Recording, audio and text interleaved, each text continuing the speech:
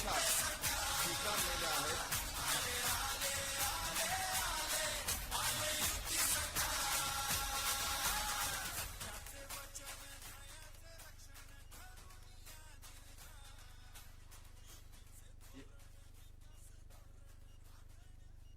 छत्रपती शिवाजी महाराज यांच्या पुतळ्याला अभिवादन करण्यासाठी इथे जमलेले आहेत.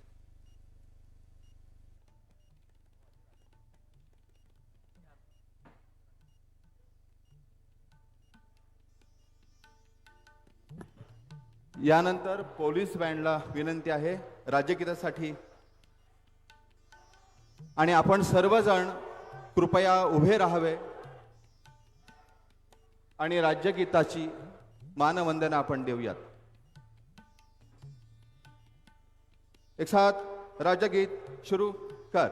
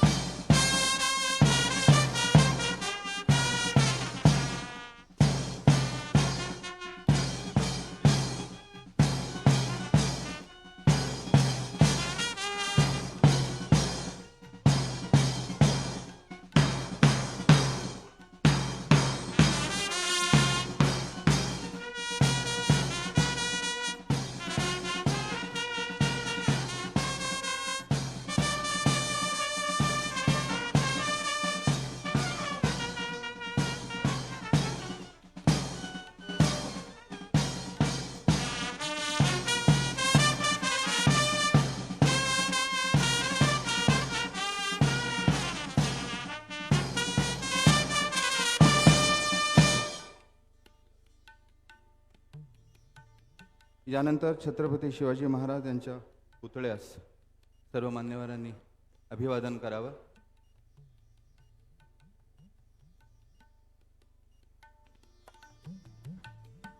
विकसित भारताचं स्वप्न संपूर्ण जगभर अभिमानाने नेणारे भारताचे पंतप्रधान श्रीयुत नरेंद्र मोदीजी साहेब यांच्या पावलावर पाऊल टाकून महाराष्ट्र शासनानं अनेक योजना या लोकांपर्यंत पोहोचवण्याचा वसा घेतला आणि जागतिक महिला दिन, श्री महाशिवरात्र आणि शासन आपल्या दारी असा त्रिवेणी संगम आज जुळून आलेला आहे.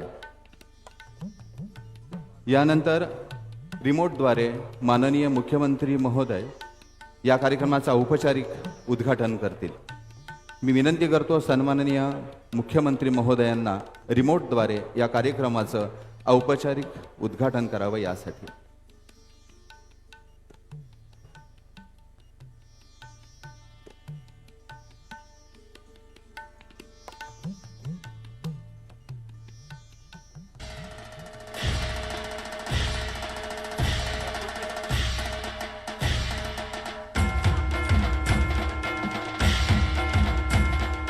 यानंतर अत्यंत व्यस्त वेळ असल्यामुळे साहेबांना दिल्लीला जायचा आहे. तो कार्यक्रम महत्त्वाचा जो आहे तो यापुढे आपण पटकन करूया. यानंतर सन्माननीय मुख्यमंत्री महोदय, यानंतर सन्माननीय महाराष्ट्राचे मुख्यमंत्री महोदय एकनाथजी शिंदे सर यांचा स्वागत करत आहेत सन्माननीय जिल्हाधिकारी साहेब. यानंतर मी विनंती करतो सन्माननीय पालकमंत्री महोदय प्रास्ताविक करण्यासाठी. सन्माननीय कामगार मंत्री तथा सांगली जिल्ह्याचे पालकमंत्री माननीय नामदार डॉक्टर सुरेश भाऊ खाडे साहेब. सन्माननीय पालकमंत्री महोदय, आपल्याला विनंती आहे आपण या कार्यक्रमाचे प्रास्ताविक करावे.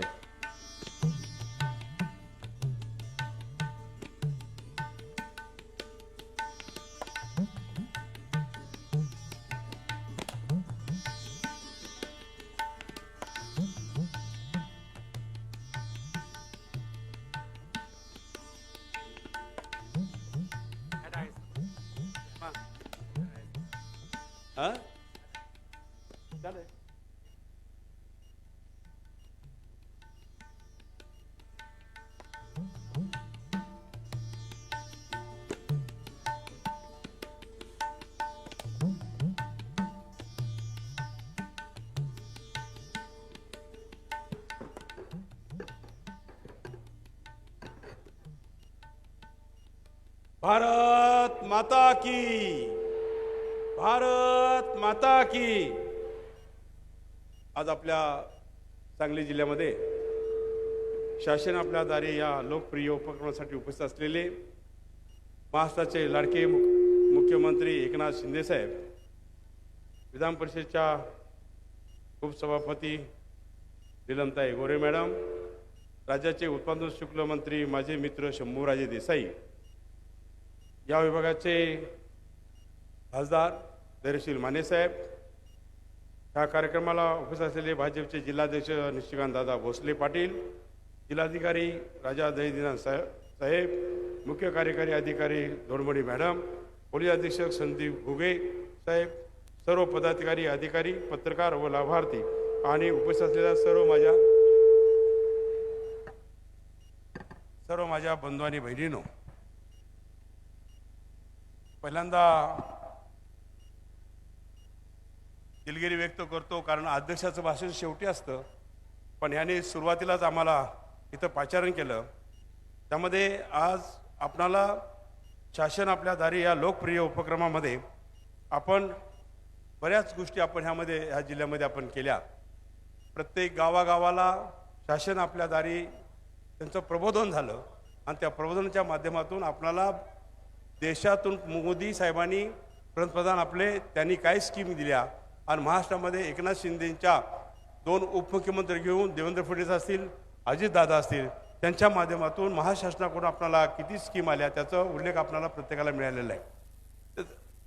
त्याचा उल्लेख आता कधी वाटेगाव येथे साहित्यरत्न लोकशाही अण्णाभाऊ साठे यांच्या स्मारकासाठी 25 कोटी रुपये आपण त्यावेळी मंजूर केले. माजी सभापती शिवाजीराव देशमुख यांच्या स्मारकासाठी भरीव निधी दिला. मिरज येथे महिलांचे प्रसूतिगृह मंजूर झालेले आहे, त्याचं काम चालू झालेलं आहे. 100 विद्यार्थी क्षमतेचे नर्सिंग कॉलेज आता साहेबांनी आपल्याला मिरज मेडिकल कॉलेजला दिलं. जिल्ह्यातील नागरिकांसाठी MRI व CT स्कॅन मशीन ही पण आपल्याला सांगलीला देऊ केली. जिल्ह्यात शाळा मॉडेल स्कूल करण्याचे काम सुरू आहे. जिल्ह्यातील स्मार्ट अंगणवाड्या करण्याचे काम सुरू आहे. 500 अंगणवाड्यावर सोलार पॅनल बसवण्याचं आलेले आहेत. जिल्ह्यातील प्राथमिक आरोग्य केंद्र स्मार्ट PSC करण्याचे हे शाळा आणि जे PSC केले हे महाराष्ट्राचा एक आदर्श त्यामध्ये सांगली जिल्हा ठरला. त्यामध्ये मी निश्चितच साहेबांचं अभिनंदन करेन. त्यामध्ये ह्या कार्यक्रमाच्या निमित्तानं मला वाटतं साहेबांनी जवळजवळ शेवटचा जिल्हा हा आपण धरलेला असेल, पण त्यामध्ये निश्चितच लोकांकडून खूप अपेक्षा आहेत आणि हा जिल्हा तसा मोठा मातबर जिल्ह्यांचा जिल्हा आहे. त्यामुळे निश्चितच आपलं लक्ष इथं व्हावं आणि या दृष्टिकोनातून आपण सर्व प्रयत्न करावेत. मी सगळं काय वाचत नाही, कारण साहेबांना परत लगेच दिल्लीला जायचं आहे, त्यामुळे जास्त वेळ मी घेणार नाही आहे. मी ह्या दिनानिमित्त आज सगळ्यांना मी शुभेच्छा देतो आणि आज महिला दिन आहे, त्यामुळे महिला दिनाच्या सर्व माझ्या माता बहिणींना माझ्या शुभेच्छा देतो आणि मी थांबतो. जय हिंद, जय महाराष्ट्र.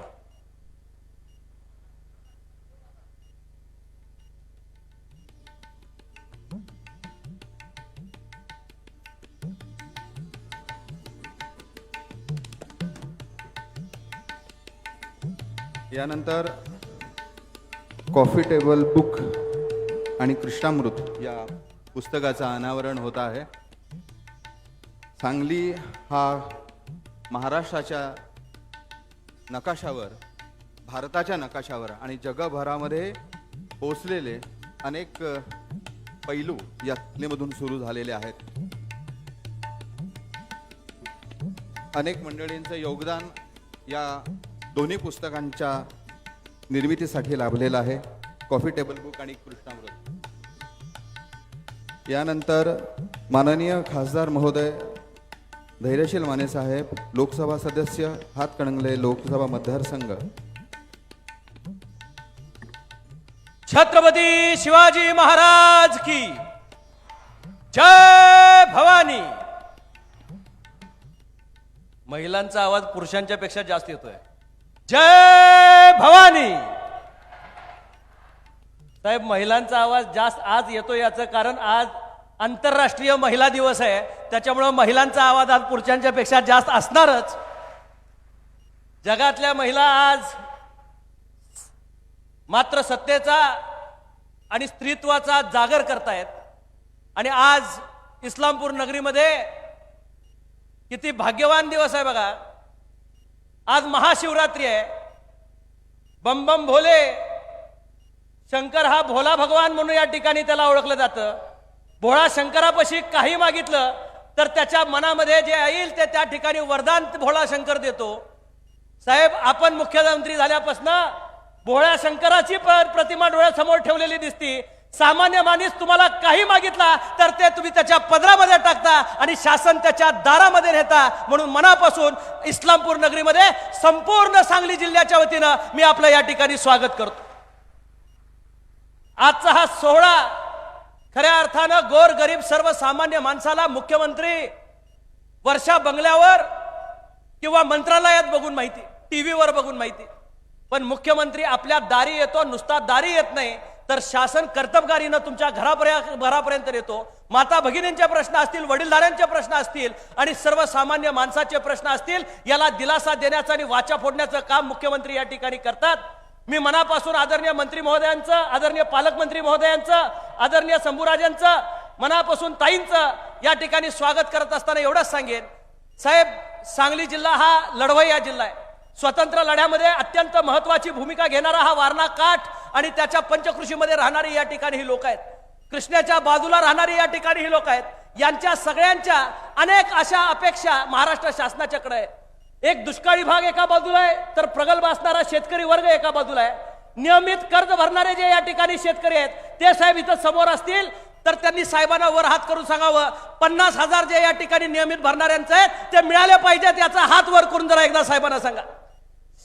साहेब, या जिल्ह्यातल्या नियमित भरणाऱ्या शेतकऱ्यांच्या खात्यावर आपण या ठिकाणी जे GR झालाय त्याचे पैसे त्यांच्या खात्यावर यावेत ही कळकळीची विनंती या ठिकाणी करतो. महिला बचत गट अतिशय चांगल्या चळवळीनं ग्रामीण भागामध्ये काम करतात.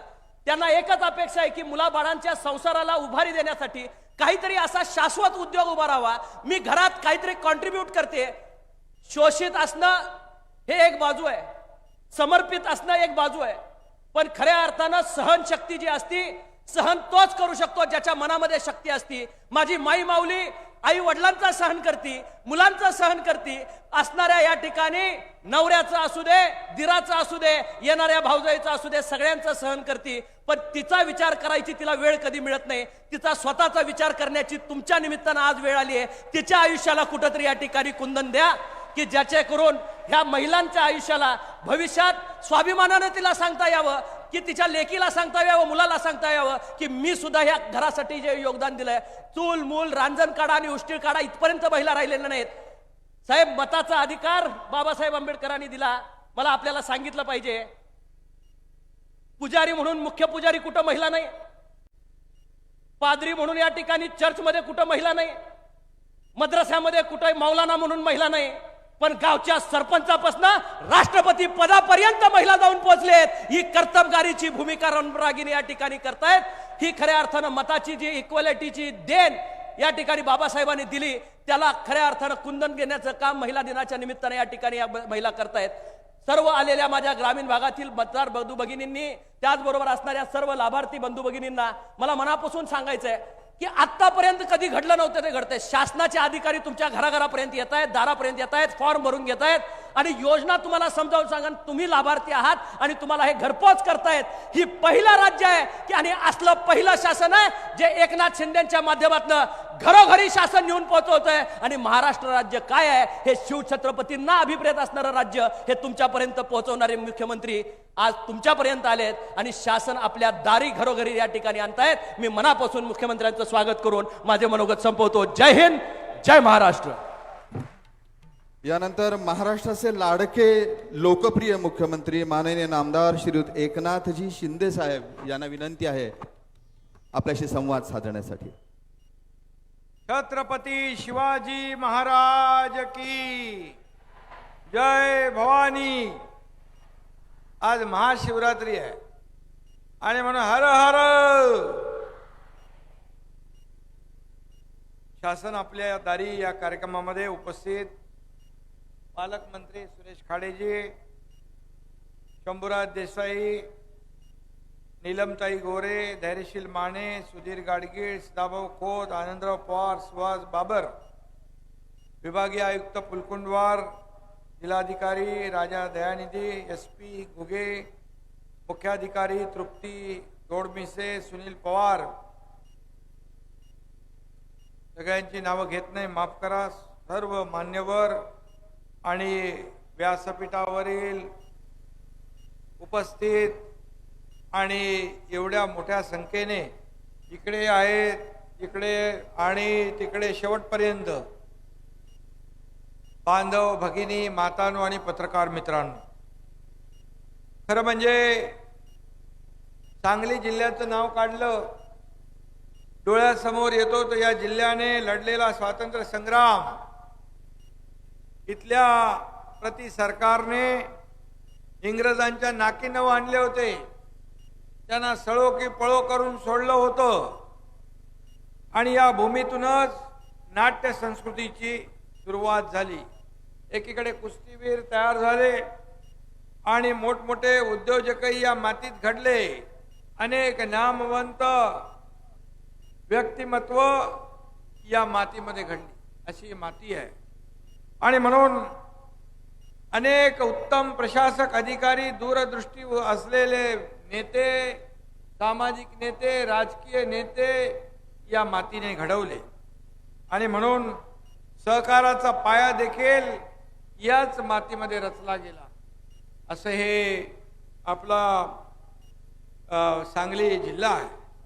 आणि म्हणून आज आपण सकाळपासूनच खासदार धैर्यशील माने यांनी कामाचा धडाका लावला.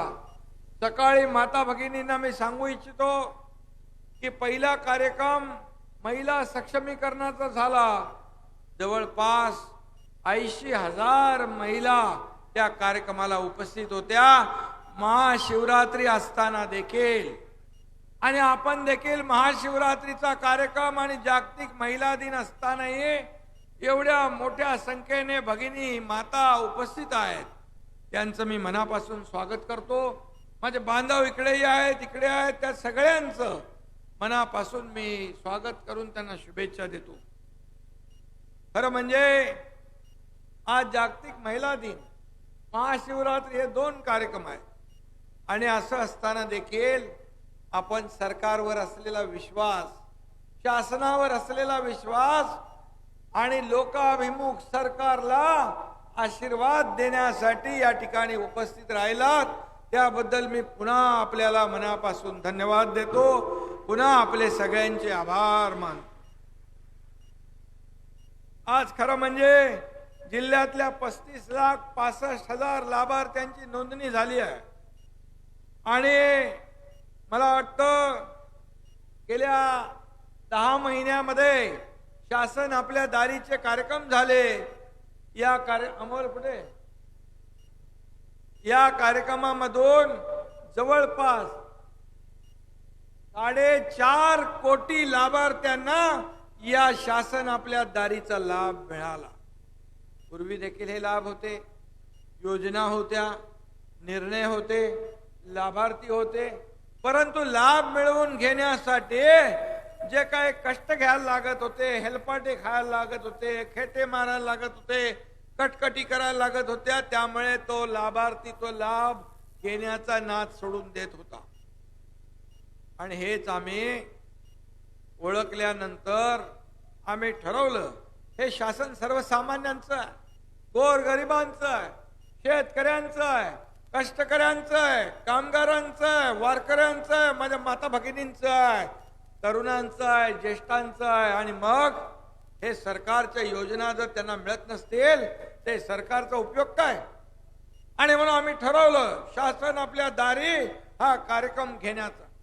मग कलेक्टर, बीडीओ, सीओ, तहसीलदार, तलाठी गावागावात जाऊ लागले, नोंदी करू लागले.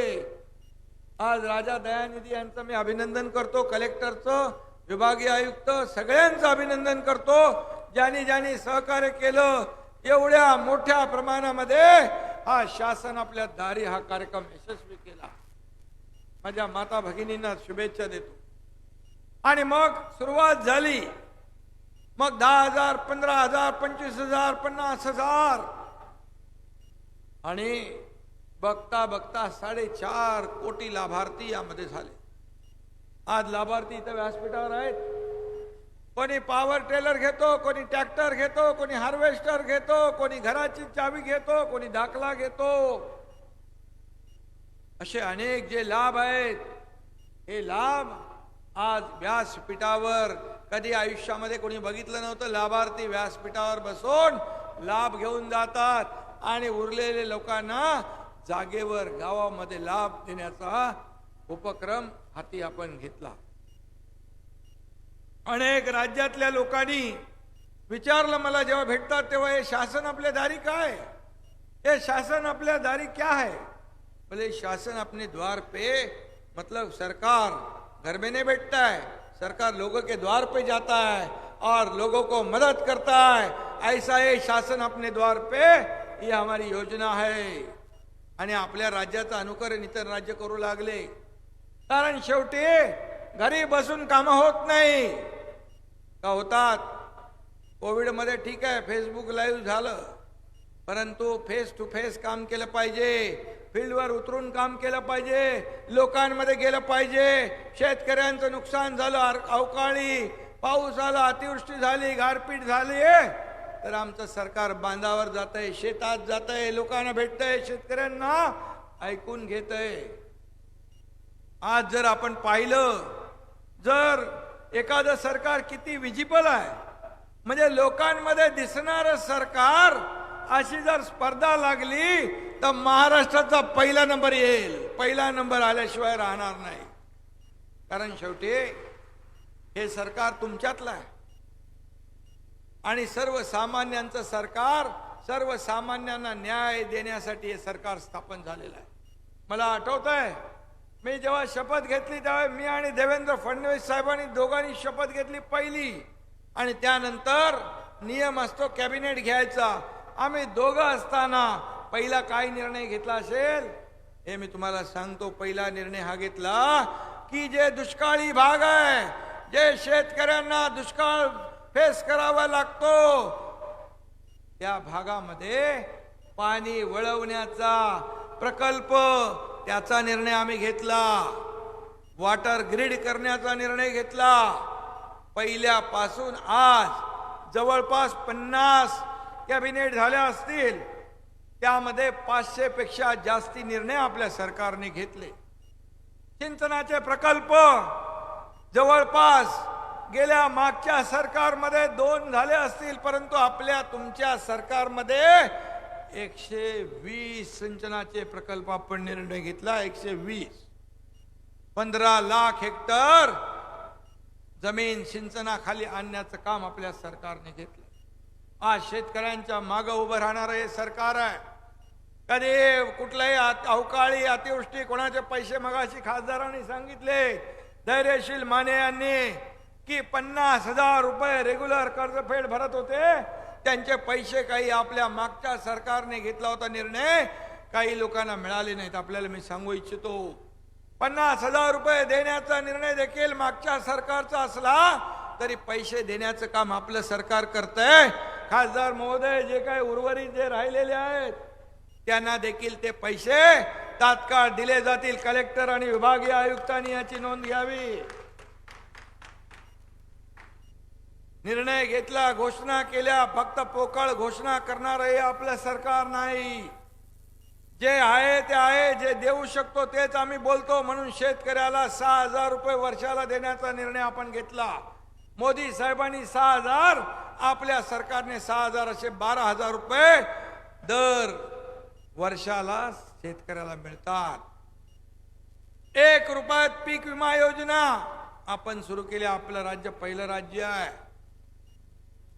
सगळे नियम डाऊल बाजूला ठेवून एनडीआरएफ असेल, 2 हेक्टरचे 3 हेक्टर असेल, सततच्या पावसाचं नुकसान, हे सगळं धरण्याचा निर्णय आपल्या सरकारने घेतला. महिला भगिनी इकडे मोठ्या प्रमाणावर आहेत. महिलांचा सक्षमीकरणाचा कार्यक्रम सकाळी होता. मोदी साहेब नव्या मुंबईत आले होते, त्यावेळी 1 लाख महिला त्यांच्या कार्यक्रमाला होत्या. कारण 2 ते 3 कोटी महिला या देशातल्या सक्षमीकरणासाठी त्यांचा तो उद्देश आणि संकल्प आहे. आज आपल्या राज्याने देखील महिला सक्षमीकरणाचं धोरण घेतलंय. लेक लाडकी लखपती योजना आपण करतोय. मुलीचा जन्म झाला की 5,000 आणि असे 5, 6, 7, 8 करून 18 वर्ष वयापर्यंत 1 लाख रुपये त्या मुलीच्या खात्यामध्ये जमा करण्याचा निर्णय आपल्या सरकारने घेतला. आता मला वाटतं इथं पण ते लाभार्थी असतील. आणि त्याचबरोबर एसटी मध्ये सवलत दिली ते आपण घेताच. आज महिलांचं सक्षमीकरण बचत गटाच्या माध्यमातून महिला स्वतःच्या पायावर उभ्या राहिल्या पाहिजे, यासाठी आपण त्यांचं खेळतं भांडवल 15,000 तर 30,000 केलं. CRPचं मानधन वाढवलं. आज आणखी तुम्हाला मी सांगतो, बचत गट तुम्ही वाढवा.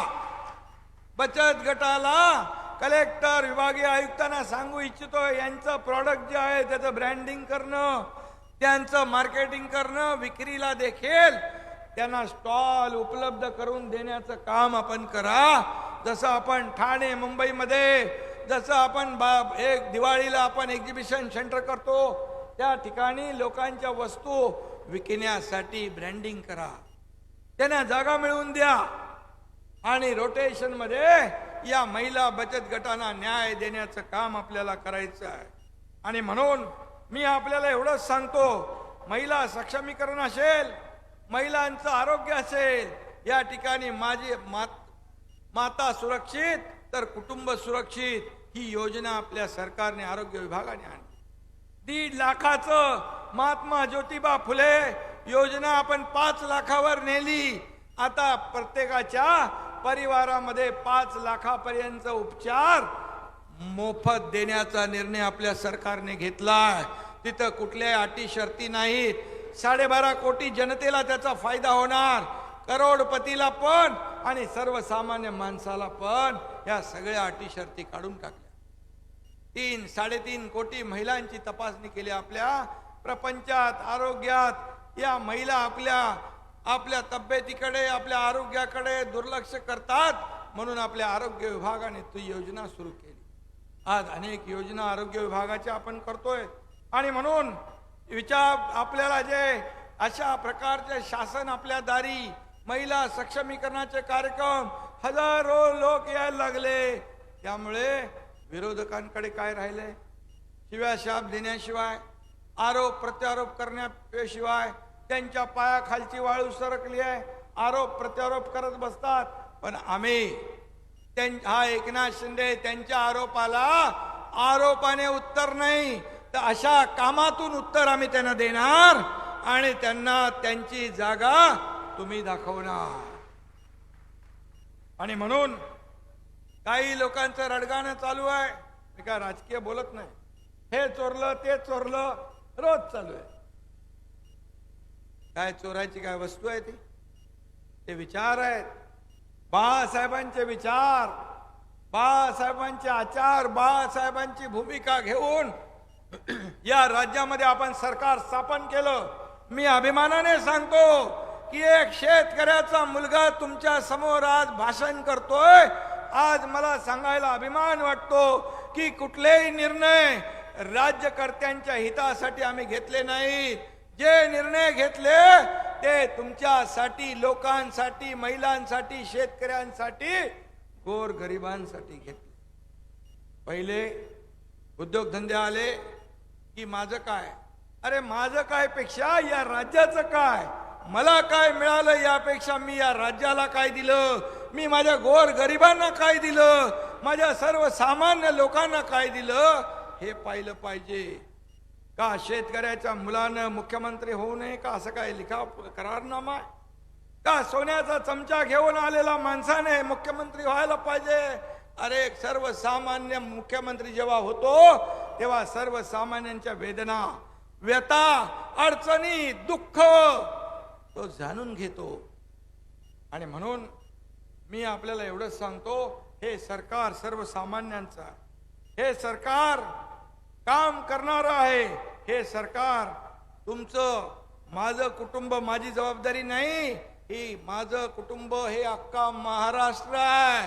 तुम्ही सर्वजण या मुख्यमंत्र्याचे परिवार आहात, कुटुंबीय आहात. आणि मला तर वाटतं हे मी सगळ्यांनाच मुख्यमंत्री समजतो. आणि मला सीएम म्हणजे चीफ मिनिस्टर आहे, परंतु माझ्या लेखी सीएम म्हणजे कॉमन मॅन, सर्वसामान्य माणूस, अशा प्रकारचं मी काम करतोय.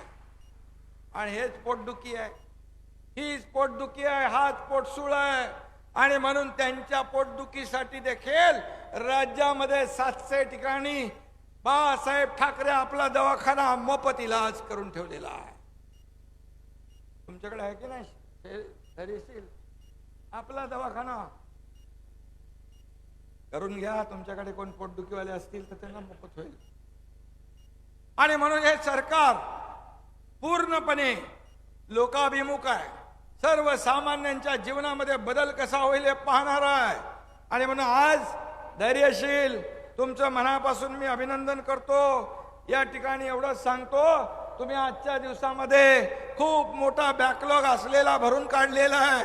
अनेक कार्यक्रम आपण घेतले, हजारो लोक त्याच्यामध्ये सामील झाले कार्यक्रमामध्ये. आणि हे सर्व लाभार्थी आहेत, हे सर्व आपले लाभार्थी आहेत. आणि म्हणून मोदी साहेबांनी गेल्या 10 वर्षामध्ये, गेल्या 50-60 वर्ष जे काम झालं नाही ते 10 वर्षात केलं. आपल्या देशाला जगाच्या नकाशावर नेऊन ठेवलं. आपल्या देशाचं नाव मान मरातब जगामध्ये रोशन केलं.